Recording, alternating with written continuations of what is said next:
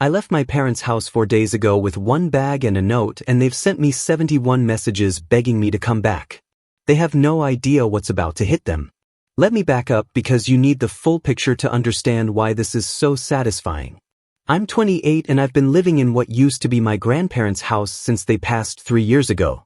My parents Fergus and Maisie moved into the house when my grandmother died because it's bigger than their old place and in a better neighborhood. Here's what they conveniently forgot or never bothered to understand. My grandmother left me 40% ownership of this house in her will. The lawyer explained it to all of us back then. My parents owned 60%, I owned 40%. They laughed it off as Grammy being sentimental about her favorite grandson.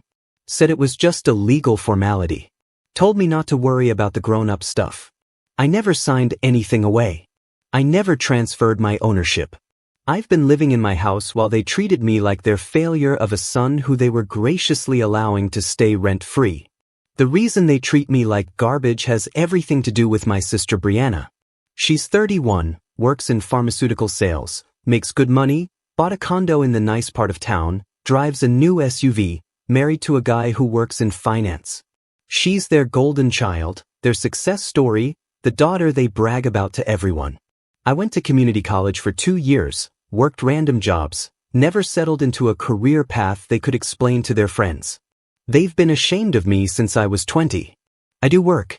I freelance in IT consulting and make decent money, but my income is irregular and I work from home, so to them, it looks like I'm unemployed. I've tried explaining what I do, but Fergus just makes jokes about video games, and Maisie changes the subject. They decided years ago that I'm a loser, and nothing I say matters. Saturday was Fergus's company barbecue.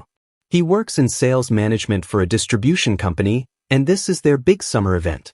He told me Thursday night that I needed to come, that it would look weird if I didn't show up, that I needed to at least pretend to be a functional member of the family for one afternoon. I should have said no. I've been planning for years what I'd do when I finally had enough of their disrespect, and I knew this was going to be the trigger. But I went anyway because I wanted to see exactly how far they'd go. The barbecue was at this park pavilion, maybe 50 people from his company plus families. I showed up, helped carry some of the food from the car, tried to blend in. Fergus's boss, Damon, came over with his wife to say hello, and that's when it started. Damon asked Fergus to introduce me, and Fergus put his arm around my shoulders and said, "This is my mistake." With this big performative laugh, everyone within earshot turned to look. Damon laughed and said, "Every family has one." Like it was the most normal thing in the world. Then Fergus kept going. He said, he's 28 and still figuring life out, which is his translation for saying I'm a bum. People were listening now. This little crowd forming.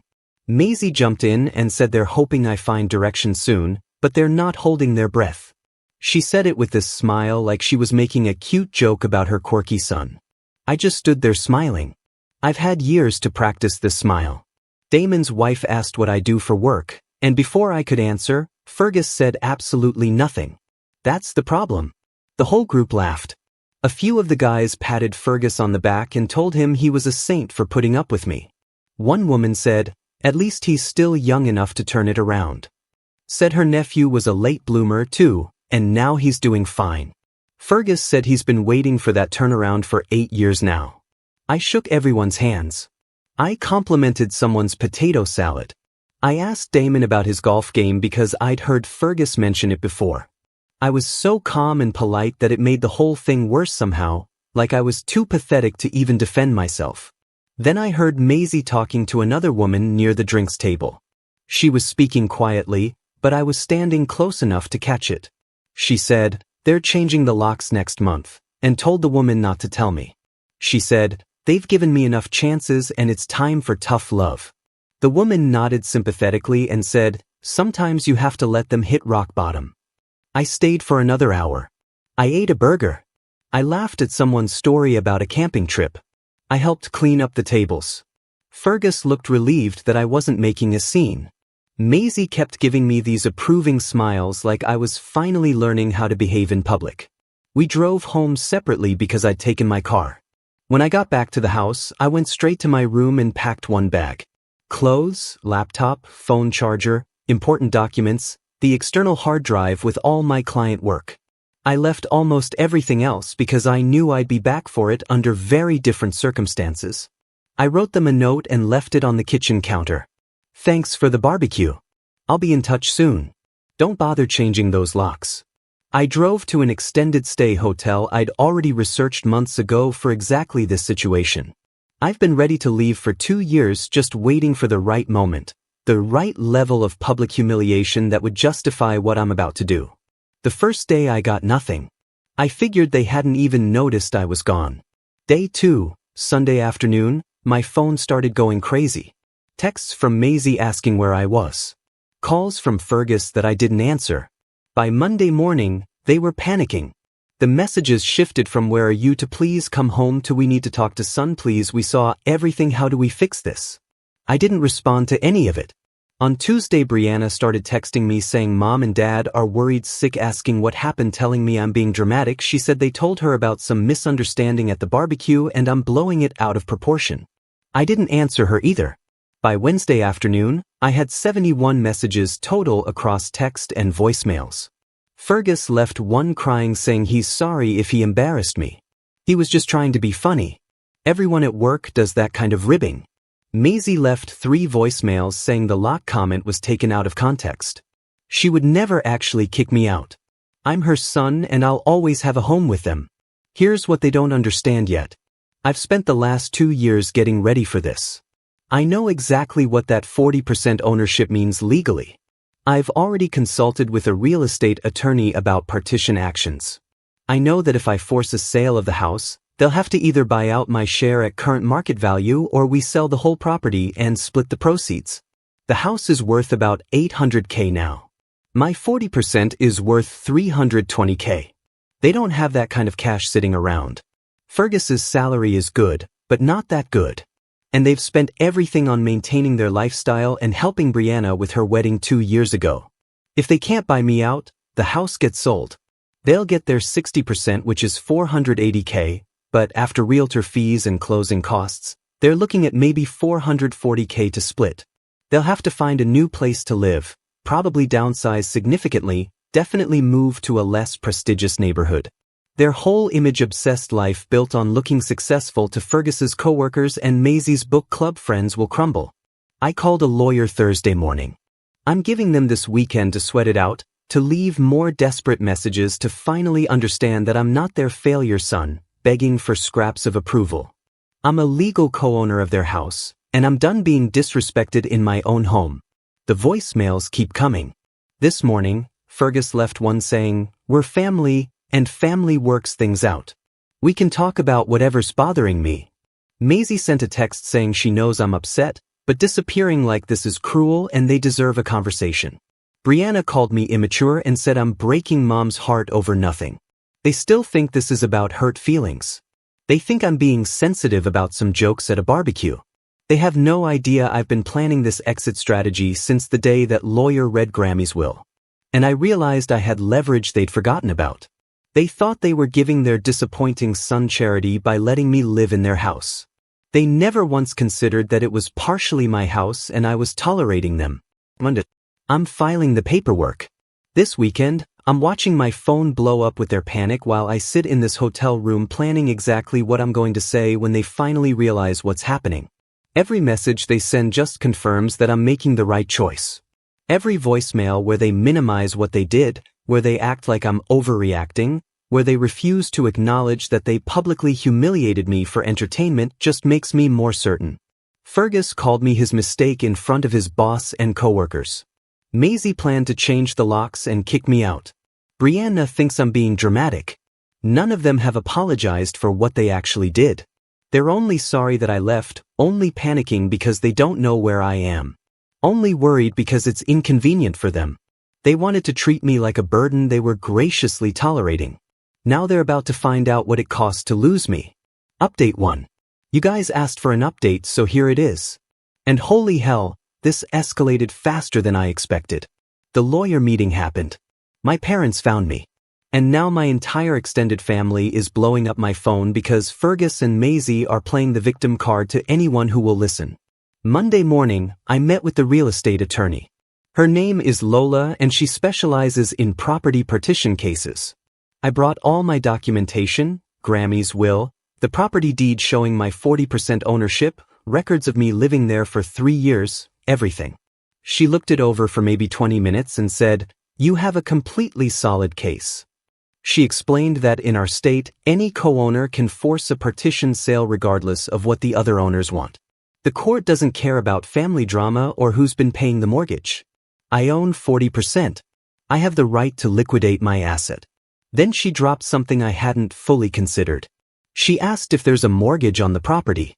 I said I didn't think so because Grammy owned it outright, but I've never actually seen any mortgage statements. Lola said that's something we need to verify immediately because it affects the calculations. If my parents took out a mortgage or home equity line of credit after Grammy died, that debt would be paid off first before any partition proceeds get distributed. I didn't have an answer for her. I've been living in that house for 3 years and never once saw a mortgage bill, but I also wasn't exactly included in their financial discussions. Lola said we need to run a property record search before filing the partition action. She could do it this week. I authorized her to move forward and paid her retainer right there for $1,000, which I'd been saving specifically for this. I left her office feeling great. The legal wheels were turning. Then I made the mistake of checking my phone in the parking lot. Brianna had sent me a long text saying Fergus told her everything about the house situation, that I'm being ridiculous and vindictive over a few jokes, that I'm going to destroy our parents' lives over nothing. She said Fergus and Maisie raised me and supported me for 28 years, and this is how I repay them. She said, "You need to grow up and stop acting like a spoiled child." I didn't respond. I drove back to the hotel and figured I'd lie low for a few more days while Lola ran the property search. That plan lasted exactly 6 hours. At around 7 p.m. Monday night, someone knocked on my hotel room door. I looked through the peephole and saw Fergus and Maisie standing there. I have no idea how they found me. I'm guessing they either tracked my phone somehow or called every extended stay hotel in the area until they found one with my name on the reservation. I opened the door. I wasn't going to hide from them. Fergus immediately started talking, asking me to please just come home so we can discuss this like adults. Maisie was crying, mascara running down her face, saying she can't believe I would do this to them. I stepped out into the hallway and closed the door behind me because I didn't want them in my room. Fergus said he talked to Brianna and she told him I'm planning to force them to sell the house. He asked if that's really what I'm doing. I said yes. Maisie started crying harder and said, "How could you be so cruel? This is our home. We've built our life there." I asked her if she remembered telling her friend at the barbecue that she was changing the locks to kick me out. She said that was just venting. She was frustrated she would never actually do it. I told them I have a lawyer now and we're moving forward with the partition action. Fergus's whole demeanor changed. He stopped being sad and started getting angry. He said, "You don't understand how the real world works. That you can't just force them to sell their house because you're mad about a joke." I said, "It's not their house. It's our house. And I'm exercising my legal right as a co-owner." Then he tried a different approach. He said, "If you're really serious about this, we can work something out. Maybe we can buy out your share over time, make monthly payments or something." I said, "No, Lola already told me that wouldn't work legally. And besides, I don't trust you to follow through." Maisie asked how much I'd need to just walk away and let them keep the house. I said $320,000 in cash, which is the current value of my 40%. She actually laughed and said, "We don't have that kind of money." That's when I asked about the mortgage. I asked if they'd taken out a loan against the house since Grammy died. Fergus and Maisie looked at each other and something passed between them. Maisie said, "That's none of your business."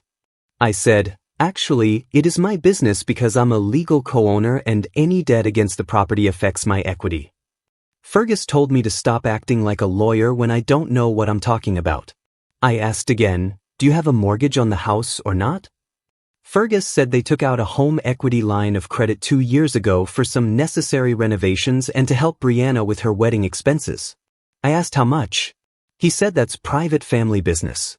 I told him I'd find out anyway through the property record search, but I was giving him a chance to tell me himself. He said $180,000. My brain did the math immediately. The house is worth $800K. They owe $180K. The net equity is $620K. My 40% of that is $248,000, not $320K. They'd already spent $72,000 of what should have been my equity without ever asking me or even telling me. And they used it for Brianna's wedding.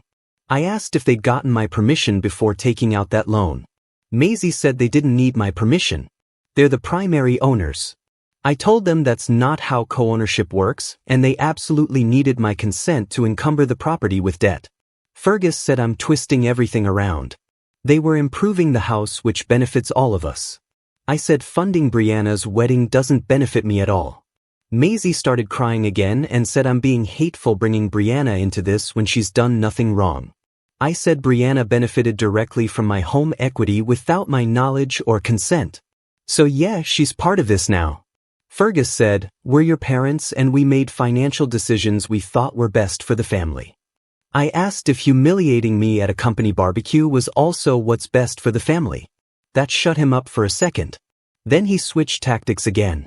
He said people at his office have been asking about me since the barbecue, asking if I'm okay, saying he seemed hard on me. He said it's embarrassing for him at work now. I just stared at him. He was actually trying to make himself the victim because his coworkers noticed he publicly humiliated his son. Maisie asked what she could do to fix this. I said, there's nothing to fix. The partition action is happening. She asked if I'd at least delay it while we try to work something out as a family. I said, no. She started begging. Actual begging, saying, please don't do this to us. We'll lose everything. Fergus put his hand on her shoulder and told her to stop. That begging just makes me feel powerful. I told him I needed to get back to my room. Fergus said, we're not done talking. I said, yes, we are. He said, you're making a huge mistake. You're burning bridges you can't rebuild, that Brianna will never forgive you for this and you'll end up alone.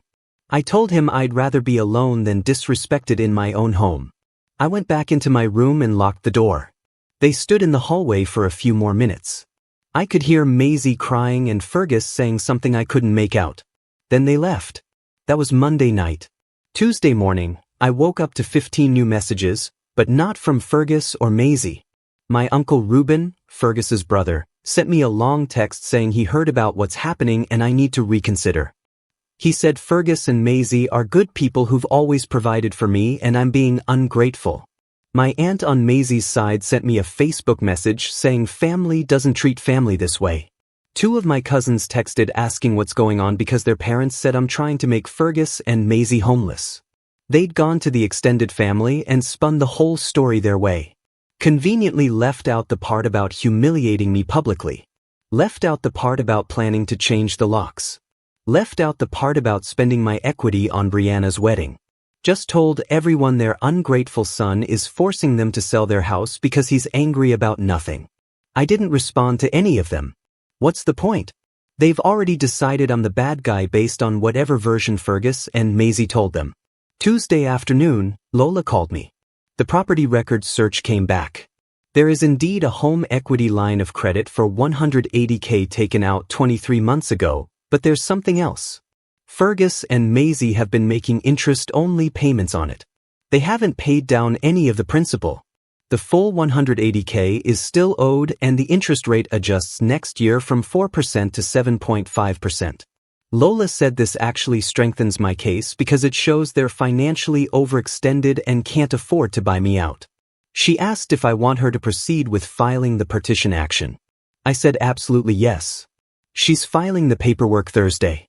Fergus and Maisie will be served probably by Friday or early next week. Once they're served, this becomes official court record. They'll have to hire their own attorney. They'll have 30 days to respond. Then we move toward either them buying me out at current market value or forcing the sale. Wednesday morning, Brianna called me. Actually called. Didn't text. I answered because I knew this conversation was coming. She immediately started yelling at me, asking what the hell I think I'm doing, telling me I'm destroying our family. I let her vent for a solid minute. When she finally paused, I asked her how much of my home equity funded her wedding. She went quiet. Then she said Mom and Dad helped with the wedding as a gift. That's what parents do. I said they helped with my money without asking me. She said that's ridiculous. It's their house. I said it's legally 40% my house and they took out a loan against it without my consent. She said, you're being petty and vindictive because you're jealous of my success. There it is. The real reason they treat me like garbage. Brianna is successful and I'm not. Therefore, anything they do for her is justified and anything I ask for is me being entitled. I asked her if she knew they were planning to change the locks and kick me out. She said, that's not what happened. You're twisting everything. I asked her if she was there when Fergus called me his mistake at the barbecue. She said she heard about that and Dad was just joking around. I told her the partition action is filed and there's nothing she can do about it. She said I'm going to regret this, that I'm burning every bridge and when I end up alone, I'll have no one to blame but myself. Same thing Fergus said. They've clearly been talking. She hung up on me. Within an hour, Maisie texted saying, Brianna is devastated and you should be ashamed of yourself for dragging her into this. I didn't respond. Now it's Wednesday night. The paperwork gets filed tomorrow. My entire extended family thinks I'm a monster. Fergus and Maisie are telling everyone I'm mentally unstable and vindictive. Brianna is playing the innocent victim whose evil brother is destroying the family.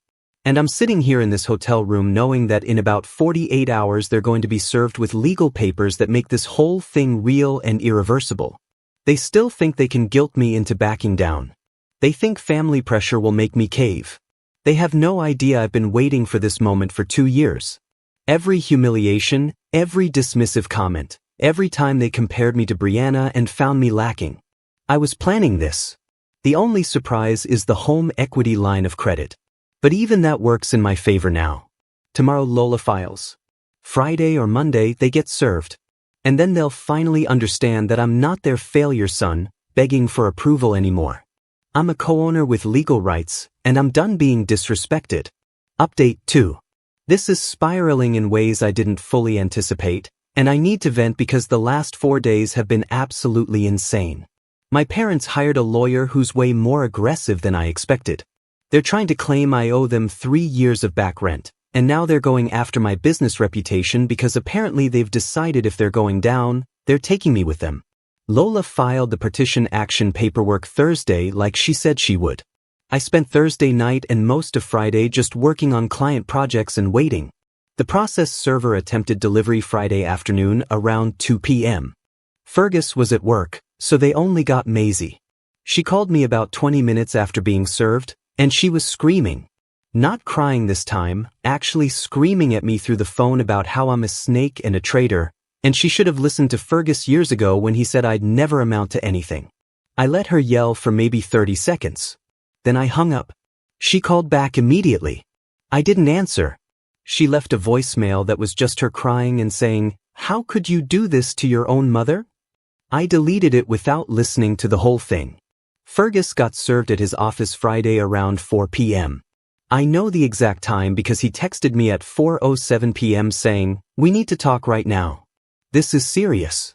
You're making the biggest mistake of your life." I didn't respond. He called me 6 times Friday night. I ignored all of them. Saturday morning, I got a text from a number I didn't recognize. It was from their lawyer. He introduced himself as their legal representation and said he'd like to schedule a meeting with me and my attorney to discuss resolution options before this gets ugly. I screenshotted it and sent it to Lola. She said, "Don't respond directly. I'll handle all communication with their counsel." That should have been my first warning that this wasn't going to be a simple partition case anymore. Lola called me Saturday afternoon and said she'd spoken with their attorney. His name is apparently Damon. Same name as Fergus's boss, which is weird, but whatever. This Damon guy told Lola that my parents are prepared to fight the partition action and they have several defenses they plan to raise. Lola asked him to elaborate. He said they're going to argue that I abandoned my ownership interest by never contributing to mortgage payments, property taxes, insurance, or maintenance costs. I told Lola that's ridiculous because there was no mortgage when Grammy died and I didn't know about the home equity line of credit. Lola said it doesn't matter if I knew about it or not. The argument is that I've been living there rent-free while they've been covering all the carrying costs of the property. She said it's a weak defense, but it could drag out the timeline and cost me more in legal fees. Then she told me the second part.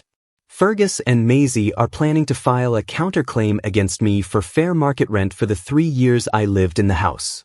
They're going to argue that since I never contributed to any property expenses, I should have been paying them rent as the majority owners, and now I owe them back rent at whatever the fair market rate would be for a room in that neighborhood.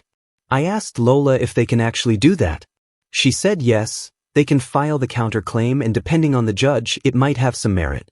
If the court agrees that I should have been paying rent, they could offset whatever I'm owed from the partition sale with what I allegedly owe them in back rent. She said, we need to calculate what 3 years of fair market rent would be versus what your equity share is worth. I did the math in my head. A room in that neighborhood probably rents for $800 to $1,000 a month. 3 years at $900 average is $32,400. My equity after the home equity debt is $248,000.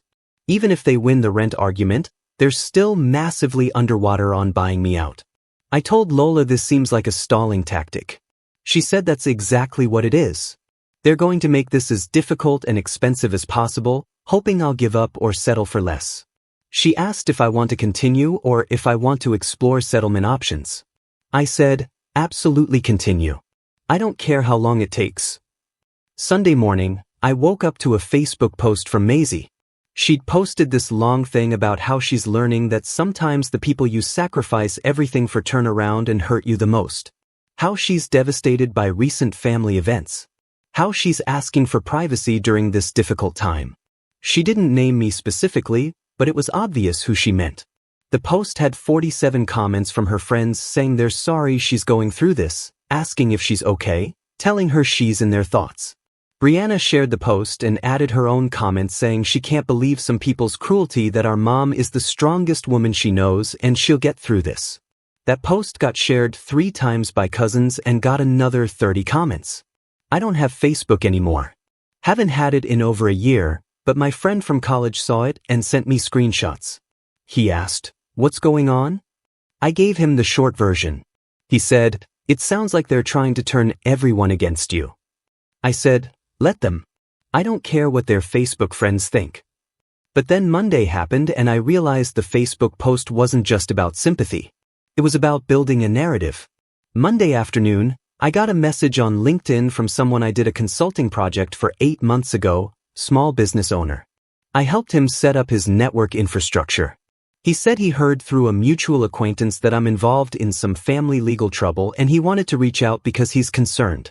He said he's heard that I'm trying to force my elderly parents out of their home and he's really surprised because that doesn't match the person he thought I was. I was confused about how he even heard about this. Then I realized the mutual acquaintance is someone who goes to the same church as Maisie. She'd apparently told people at church that her son is suing her and trying to make her homeless, and it spread from there. I messaged him back and explained the actual situation. I said my parents publicly humiliated me, planned to kick me out, and spent my inheritance without permission, and I'm exercising my legal rights as a property co-owner. He read the message but didn't respond. Tuesday morning, another former client reached out. Same thing, heard through someone who knows Maisie that I'm causing problems for my family. Wanted to express disappointment. This guy I'd worked with for 6 months on a database migration project. I'd thought we had a good professional relationship. I realized what Fergus and Maisie are doing. They're going to people in the community and playing the victim, painting me as this ungrateful son who's destroying his poor parents. And it's starting to affect my professional reputation. These are people who might hire me again or refer me to other clients. If enough people hear this version of events, my freelance business could actually take a hit. I called Lola and told her what's happening. She said, "There's not much we can do legally unless they're actually defaming you with false statements." And unfortunately, their version of events is technically true from a certain angle. I am forcing a property sale. They are facing the possibility of losing their home. The fact that there's a lot more context doesn't change those basic facts. She said, "The best thing you can do is not engage with it publicly, focus on the legal case, and let your work speak for itself professionally. I asked if their lawyer knows they're doing this reputation damage campaign. She said she has no idea, but it wouldn't surprise her if he advised them to make me look as bad as possible. Wednesday afternoon, Fergus called me from a different number. I answered thinking it might be a client. He started talking immediately, saying we need to meet in person, just the two of us, no lawyers, and hash this out man to man. He said, "This legal battle is going to destroy both of us financially and damage the whole family irreparably." I asked him what he wants to hash out. He said he wants to offer me a deal. They'll pay me $100,000 over 5 years, $20,000 per year. If I sign over my ownership share to them. I said that's less than half what I'm owed and spread over 5 years. I'd basically be giving them a massive discount. He said it's better than dragging this through court for a year and spending all my money on lawyer fees. I told him I'm not interested. He said I'm being stubborn and short-sighted. I said I'm being fair and he's the one who created this situation by humiliating me and taking out a loan against my property without permission. He said that loan was for home improvements and family expenses that benefited everyone. I said Brianna's wedding didn't benefit me. He went quiet for a second.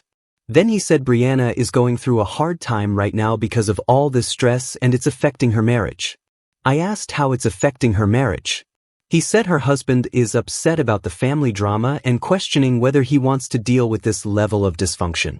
I didn't respond to that because honestly, I don't care about Brianna's marriage problems. She chose to take their side without even hearing mine. Fergus said, "If you continue with this partition action, you're going to lose your entire family. Every single person will cut you off, and you'll regret it when you're older and alone." I said, "I'd rather be alone than disrespected." Same thing I told him at the hotel.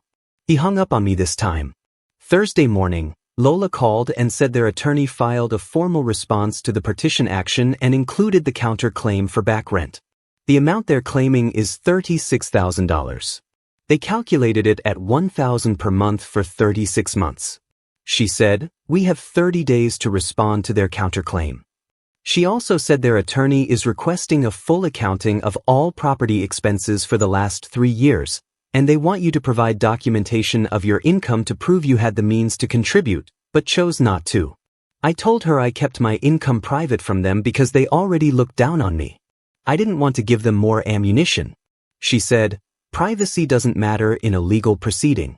If they request financial discovery, you have to comply." So now I have to turn over my tax returns and bank statements to my parents' lawyer who will share it with my parents who will see that I've actually been making decent money this whole time. The same people who called me a bum and said I do absolutely nothing are going to find out I've been pulling in $60 to $75K a year freelancing. Part of me wants them to see it so they know they were completely wrong about me. Part of me is furious that I have to expose my private finances because they forced this legal battle. Lola asked me again if I want to consider settlement. She said, "At this rate, we're both going to spend $20,000 to $30,000 in legal fees and the process could take 8 months to a year." I said, "I don't care about the timeline or the fees. I want them to face the full consequences of their actions." She said, "Okay." She'll file our response to their counterclaim and we'll move forward with discovery. She said I should prepare myself for this to get worse before it gets better. They're clearly not backing down, and their lawyer is competent enough to make this difficult. It's Thursday night now. I've lost 2 potential client referrals because of their reputation campaign. My extended family still thinks I'm a monster. Fergus and Maisie are fighting this with everything they have. And I'm sitting here realizing that forcing a partition sale isn't going to be the quick knockout blow I thought it would be. But I'm not backing down. They humiliated me publicly, spent my inheritance, planned to kick me out, and now they're trying to destroy my professional reputation to save themselves. Every move they make just proves I was right to do this. Discovery starts next week. They're going to see my income. I'm going to see every detail of their finances and what they spent that home equity money on. And then we'll see who really has more to lose when everything comes out in court documents. Final update. This is probably my last update because the legal case is basically over and I won in every way that matters. The discovery process revealed things that made even their own lawyer tell them to settle. They're being forced to sell the house and the whole family now knows exactly what Fergus and Maisie spent my inheritance on. I'm getting my full equity share and they're scrambling to find an apartment they can afford. Discovery started 2 weeks ago and it was brutal for them from day one. Lola subpoenaed all their financial records for the past 3 years. Bank statements, credit card statements, the complete records of how they spent that $180K home equity line of credit. Their lawyer fought it, but the judge ruled that since this is a partition case involving jointly owned property, their spending patterns are relevant to determining who contributed what. I had to turn over my tax returns. Like I mentioned last time, Fergus and Maisie got to see that I made $68K last year and $61K the year before doing freelance IT consulting. The same work they told everyone at the barbecue was absolutely nothing. Their lawyer tried to use this against me, arguing that I clearly had the means to contribute to property expenses, but chose not to. Lola shut that down by pointing out I was never asked to contribute, never given access to bills or mortgage information, and was actively excluded from all financial decisions about the property. But here's where it got interesting. The home equity records came back and Lola sent me a summary. Out of the $180K they borrowed against the house, only $47K went to actual home improvements, new roof, HVAC repair, kitchen appliances, legitimate property expenses that theoretically benefited all owners. The other $133K broke down like this. $52K for Brianna's wedding, $38K to pay off Fergus's credit card debt from before they took out the equity line, $28K for a vacation to Europe they took last summer, and $15K for Maisie's car down payment. I read that summary 3 times. They'd taken out a loan against property I partially owned and spent $133,000 on personal expenses that had nothing to do with the house. Brianna's wedding, Fergus's credit card debt, a vacation, a car, and they never told me, never asked permission, never even mentioned the equity line existed. Lola said this completely destroys their argument that the debt was for necessary home improvements. She said, "When we get in front of the judge, this spending pattern shows they treated the property as their personal ATM without any regard for your ownership interest." She asked if I wanted to push for them to repay me for my 40% share of the non-property expenses. That would be 40% of $133K, which is $53,200 on top of my equity share. I told her yes, add it to what they owe me. Their lawyer got the same discovery documents. 2 days after receiving them, he called Lola and said his clients want to discuss settlement. Lola told me this means they know they're going to lose and they're trying to minimize the damage. The settlement meeting happened at Lola's office last Wednesday. Fergus and Maisie showed up with their lawyer. I came with Lola. We all sat around the conference table and their lawyer started by saying everyone needs to approach this reasonably and recognize that continued litigation helps no one. Lola said, "We're willing to listen to any reasonable settlement offer." Their lawyer said Fergus and Maisie are prepared to offer me $150,000 paid over 7 years if I sign over my ownership share. I actually laughed. That's not even close to what I'm owed. And it's spread over 7 years with no guarantee they'd actually make the payments. I said no. Their lawyer asked what I would accept. I said, $248,000 for my equity share after the home equity debt plus $53,200 for my portion of the non-property expenses they charged to the equity line, total of $301,200 in cash within 30 days or we proceed to partition sale. Maisie started crying right there at the conference table. She said, "There's no way we can come up with that much money." Fergus said, "You're being unreasonable and vindictive." I said I'm being accurate based on the current property value and their own spending records. Their lawyer asked if I'd consider taking less if they agreed to a faster payment timeline. I said no. He asked if I'd consider any creative solutions like keeping a small ownership stake or future profit sharing if they ever sell. I said no. Lola stepped in and said her client's position is clear. Full buyout at fair market value in cash or partition sale. Fergus looked at me directly and said I'm destroying them over nothing. That the barbecue thing was just him trying to be funny with his coworkers, that I'm too sensitive and I'm using this property issue as an excuse to punish them. I told him he spent $52,000 of my money on Brianna's wedding without asking me. He said, "That's not how family works." Parents help their children. I wouldn't understand because I've never been successful enough to help anyone. I stood up. I told Lola I'm done with this meeting. She asked the other lawyer if his clients have any settlement offer that approaches the actual value of what they owe me. He said they don't have that kind of liquidity. Lola said, then we're proceeding to petition sale. We left. Maisie was sobbing. Fergus was arguing with their lawyer in the hallway about something. That was Wednesday. Thursday, their lawyer filed a motion asking the judge to delay the petition sale for 6 months to give Fergus and Maisie time to secure financing for a buyout. Lola filed an opposition saying they've had plenty of time and there's no legal basis to delay. The hearing on that motion is next Tuesday, but Lola said the judge will almost certainly deny it. Friday evening, Brianna showed up at my hotel. I have no idea how she found out which hotel, but she knocked on my door around 7 p.m. I opened it and she was standing there looking angry. She said, "We need to talk and you need to stop this legal nonsense before you ruin everyone's lives."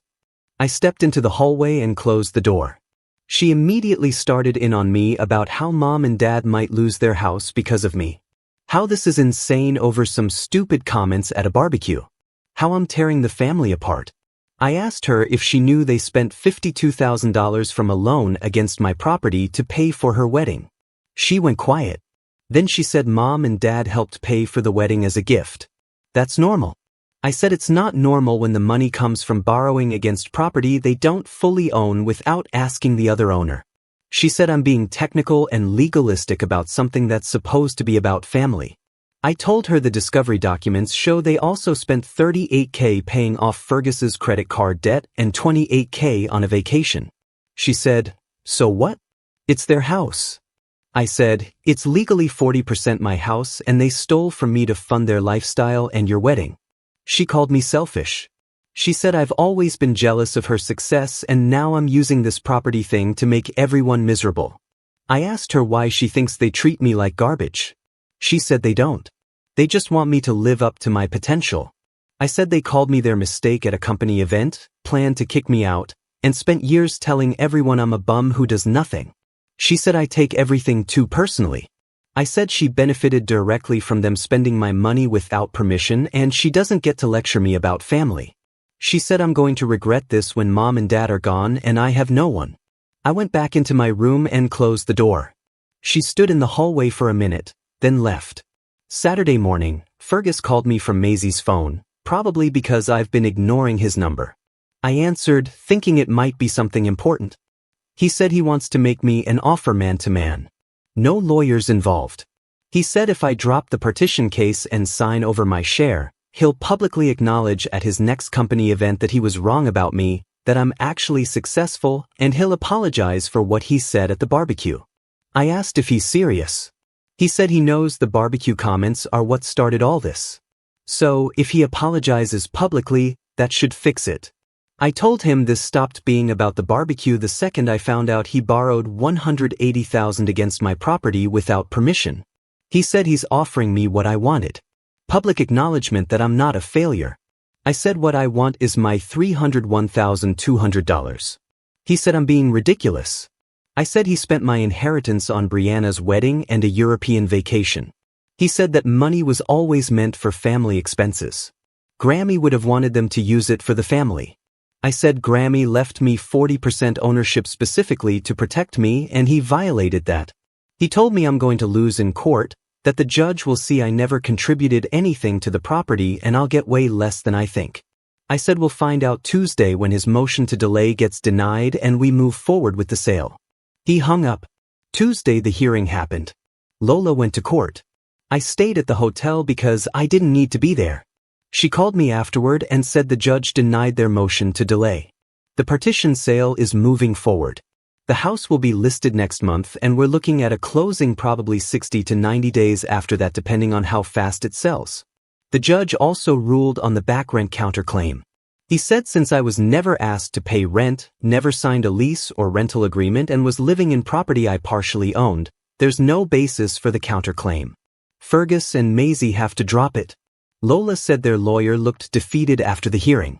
She said he probably advised them all along to settle and they refused to listen. Now they have maybe 4 months before the house sells.